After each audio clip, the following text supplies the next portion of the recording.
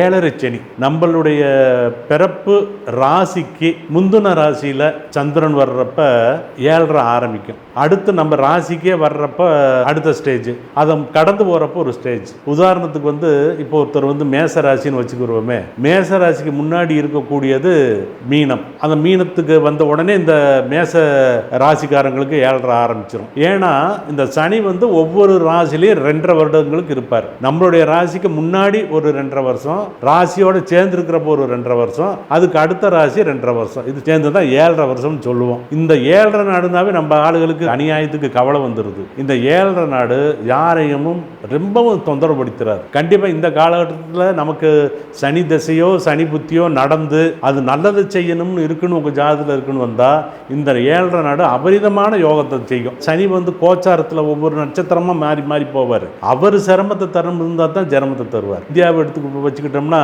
120 கோடி 130 கோடி பேர் வரும். குறைஞ்சபட்சம் ஒரு 10 கோடி பேருக்கு 7.5 இருக்கும். அவ்வளவு பேரும் சிரமப்படுவேன். குறிப்பாக நான் சிரமப்படுறவிட நினைக்க வேண்டாம். உங்களுடைய ஜாதகத்தில் சனி நல்லதை சென்ற அமைப்பில் இருந்தால் அபரிதமான லாபத்தை கொடுப்பார். கொடுக்குறாரா கெடுக்கிறாரான்றதை நம்ம உணர முடியும். அதுக்கேற்ற மாதிரி நம்மளுடைய மனநிலையை மாற்றிக்கிட்டாவே அது ஒரு அற்புதமான பரிகாரம்.